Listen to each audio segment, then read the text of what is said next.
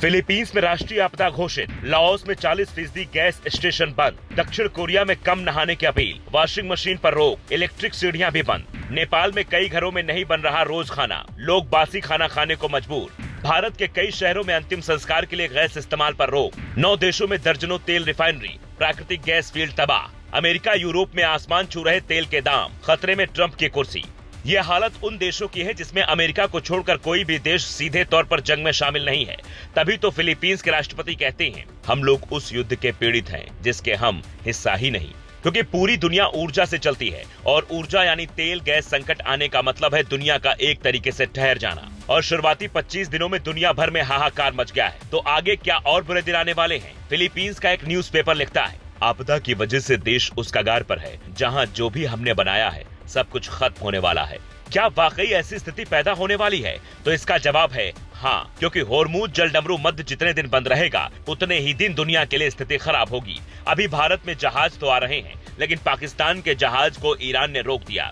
America के सहयोगियों का कोई भी जहाज ईरान नहीं जाने दे रहा, जिसकी वजह से एक्सपर्ट ये अनुमान लगा रहे हैं, अगर होर्मुज खाड़ी का रास्ता अभी तुरंत खुल भी जाता है तो भी स्थिति थोड़ी ठीक होने में हफ्तों लग जाएंगे और नॉर्मल होने में कम से कम साल लगेंगे। बावजूद इसके अमेरिका इस पर कब्जा चाह रहा है और ईरान ऐसा होने नहीं देना चाहता। अब ट्रंप के 1000 कमांडो क्या होर्मुज खुलवा पाएंगे? इस पर सबकी निगाहें टिकी हैं। पर एक बात तय मानिए कि अगर ट्रंप सऊदी के प्रिंस मोहम्मद बिन सलमान की बात मानते रहे और ईरान पर हमला फिर से करने लगे, उसे बर्बाद करने का ख्वाब देखने लगे, तो दुनिया को और बुरे दिन से कोई नहीं बचा पाएगा। क्योंकि इंटरनेशनल एनर्जी एजेंसी ने साफ साफ कह दिया है, साल 1973 और 1979 में जो दुनिया का सबसे बड़ा तेल संकट आया था, उससे भी ज्यादा तेल संकट इस बार है। मार्केट में भारी मात्रा में तेल जा चुका है, जिसकी वजह से अमेरिका ने ईरान को छूट भी दी कि अपना तेल बेच सकता है। लेकिन ईरान ने यह कहकर मना कर दिया कि हमारे पास ग्लोबल मार्केट के लिए इतना तेल है ही नहीं, यानी जंग में कोई भी झुकने को तैयार नहीं है। ट्रंप ने ईरान के पावर प्लांट पर अटैक की धमकी दी है, तो ईरान कुवैत के रास लफान पर दोबारा अटैक कर सकता है, जिससे दुनिया भर में एक बड़ा संकट पैदा हो सकता है। क्योंकि दुनिया के सबसे बड़े तरल गैस केंद्र रास लफान का 17% हिस्सा ईरान पहले ही तबाह कर चुका है और इस बार वो रास लफान समेत अपने पड़ोस में बने दूसरे तेल रिफाइनरी का भी नामो निशान मिटा सकता है, जिससे निकलने वाली लपटें काली बारिश करवा सकती हैं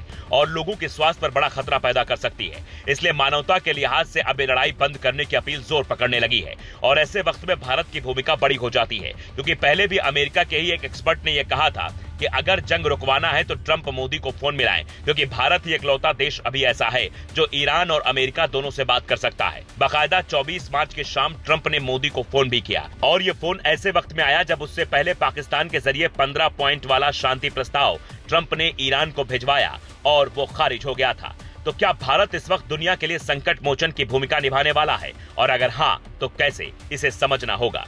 भारत ने सभी खाड़ी मुल्कों से न सिर्फ अपने लोगों को निकाला है, बल्कि ईरान से टैंकर भी निकलवाए, जो भारत ईरान के संबंधों को दिखाता है।